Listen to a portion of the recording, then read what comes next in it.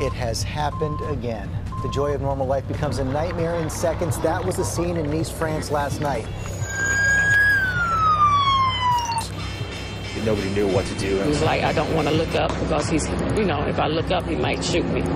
Not only does the Muslim world have something in common with ISIS, it has too much in common with ISIS. Islam has been spread by the sword for over 1,000 years. We know the drill. Something happens somewhere in the world by someone claiming to be Muslim and acting in the name of Islam, and suddenly each and every single Muslim is held responsible and is looking for answers. The problem is twofold. One of them is that you suddenly have to respond to all of the discrimination and have to accept collective guilt. The other one is that you now are starting to doubt your own faith. You're wondering what these texts are that extremists overseas or Islamophobes here are putting forth, and you're trying to figure out how to contextualize those texts. You and even sincere non-Muslims that are trying to find out what Islam has to say about something. Go to Google, you search for an Islamic response, and buried in all the Islamophobic papers and books and articles and videos, you find a 2.5-page da'wah pamphlet response, which is completely insufficient to get you out of that new state of doubt that you're in. Or you go to university for the first time and you take your first philosophy class, you take your first science class, and suddenly you now have questions about what your religion has to say about scientism and new atheism and things of that sort. Or you're watching a left-wing Islamophobe on TV that's putting forth this idea that Islam and modern civilization are completely incompatible. We're getting attacked from all sides as Muslims, and in many situations it renders a paralyzing doubt, and we're no longer able to define ourselves and what our religion actually means because we're allowing everybody else to define it for us. So what are we trying to do?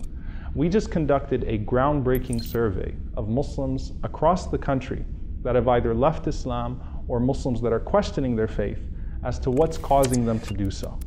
For many, it's emotional factors, it's social factors, it's family issues, but for many, it's an intellectual crisis.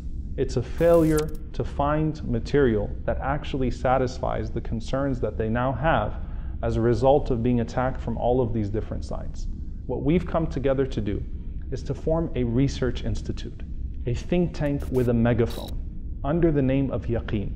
Allah subhanahu wa ta'ala calls Yaqeen certainty, conviction. He calls us to have this in our own hearts. And when we are able to generate yaqeen in our own hearts, a sense of conviction in our own hearts, we're able to move not only from doubt to conviction, but also from a state of idleness to contribution. This research institute is going to bring together academics from Ivy League schools that have studied philosophy at Harvard and the likes, with traditional Islamic scholars and students, to put them together in one room to produce robust papers, journals, videos, surveys, curriculum to deal with all of these attacks coming from all of these sides, to produce a sense of confidence in Muslims around the world. We have many policy institutes that are doing a tremendous job defending Muslims against the discrimination that they are facing in all of these different areas of public policy and matters that relate to public policy. But we lack a sustainable, institutionalized effort that can empower da'wah carriers, that can empower imams, that can empower Muslims around the world to take ownership of their faith once again, to define the text in the light of orthodoxy, what Islam actually has to say about certain things, aside from the extremists on the left or the right, the Islamophobes or the extremists overseas.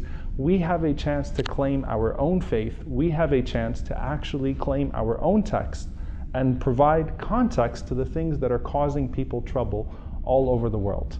This is an effort, inshallah ta'ala, that will bring together people of all walks of life, some of the most prestigious academics. They will do nothing but focus themselves on how to respond to the claims that are being leveraged against our religion, not just for the sake of defending us or making Islam more acceptable to the outside, but actually helping Muslims understand their faith as well.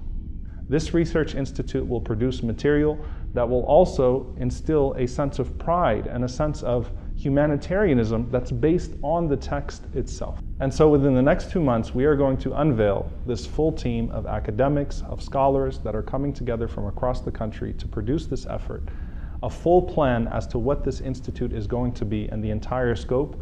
I've only given you a glimpse of it. Keep up with our website, inshallah ta'ala, to see where we are going with this and what our full plan is, and you will see an effort that hopefully will belong to the entire ummah and will be a source of defense and fortification for us with the onslaught of attacks that are coming to us from all these different directions.